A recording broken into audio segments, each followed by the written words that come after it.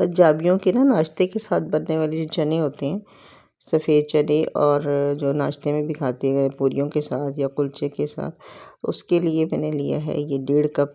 रात भर भिगो दिए थे चने और इनको मैंने राइस कुकर में ही उबाल लिया। अच्छा, सोडा लगा के भिगोए थे।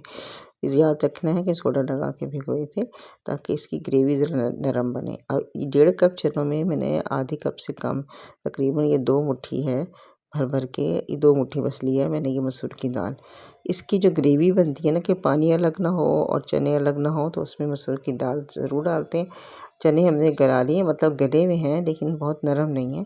अब इसको मज़ीद पकने रखना है, तो जितनी देर में ये दाल गलेगी चने और गल जाएंगे तो खाना बड़ा मज़ेदार बनेगा। ये लाहौरी चने जो स्पेशली बनते हैं, ख़ास तौर पे लाहौरी तो नहीं बल्कि पंजाबी चने कहना चाहिए कि दोनों तरफ के पंजाब में ये चने बनते हैं। नमक पहले मैंने बग़ैर नमक डाले उबाला था, अब मैंने नमक डाला है और कुटी हुई मिर्चें। इसमें देख लें बहुत सादे तरीके से बनते हैं। बाज़ लोग उबाल के भूनते हैं लेकिन मैं इसे भूनती नहीं हूँ, बल्कि मैंने इसमें नमक डाला है, मिर्चें कुटी हुई डाली हैं और पिसी भी डाली हैं, और साथ कश्मीरी डाली है रंग के लिए। ये तीनों तरह की मिर्चें डालती हैं। जो मैंने पिसी हुई डाली थी वो कोई बहुत ज़्यादा नहीं डाली थी, क्योंकि मैंने आखिर में भी शामिल करनी है। तो ये चीज़ें इसमें डाल दी हैं, नमक मिर्च। उसके बाद मैंने इसमें डाला है लहसुन पाउडर। अच्छा, इसमें मैंने साथ में एक ये डाला था, ये लहसुन पाउडर से पहले जो मैंने अब डाला ये चिकन पाउडर है। 1 टीस्पून चिकन पाउडर डालें ना तो उसका टेस्ट बिल्कुल डिफरेंट हो जाएगा। और फिर चिकन पाउडर के बाद डालूँगी मैं हल्दी। चिकन पाउडर बहुत ज़्यादा नहीं भरना, या क्यूब डाल दें, 1 क्यूब डाल दें, या चिकन पाउडर डाल दें तो एक टीस्पून। उसके बाद हल्दी डाली 1/2 टीस्पून। उसके बाद ये डाला है लहसुन पाउडर। लहसुन पाउडर भी मर्ज़ी, आप कच्चा लहसुन डाल दें पीस के। इसके बाद उससे थोड़ा सा कम अदरक पाउडर, ये बादी मारने के लिए, हाजमे के लिए ये चीज़ें डाली हैं।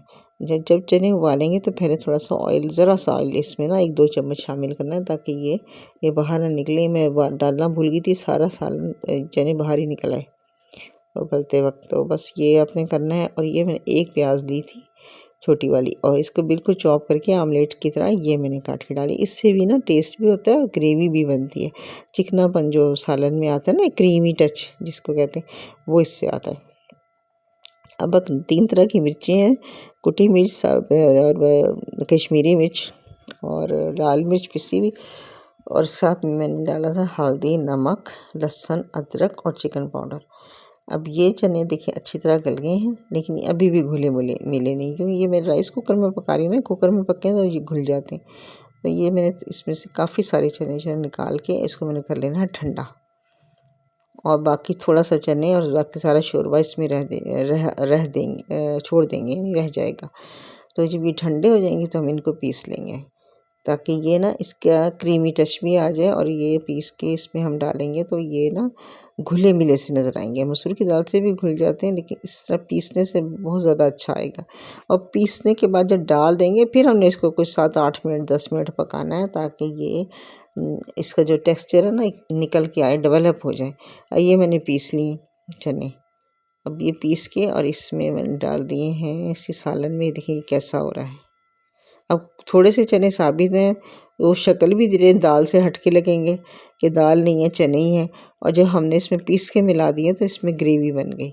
अब जैसे लोग भून के पकाते हैं तो सारा ऑयल गायब हो जाता है। मैंने किया है कि ये प्याज लेके ना, एक और छोटी प्याज लेके, और इसको मैंने ये सरसों के तेल में बघारा है। आप इसे नाशपाती घी में, रिफाइंड कुकिंग ऑयल में, जो आपका दिल चाहता है कर लें। ये भी मैंने राइस कुकर में ही ज़रा इसका बघार बनाया था। ये दूसरा राइस कुकर है, इसकी देगची जो है ना, वो जो नॉन स्टिक थी वो ख़राब हो गई, तो ये रख लिया और इसे डायरेक्ट कर लिया।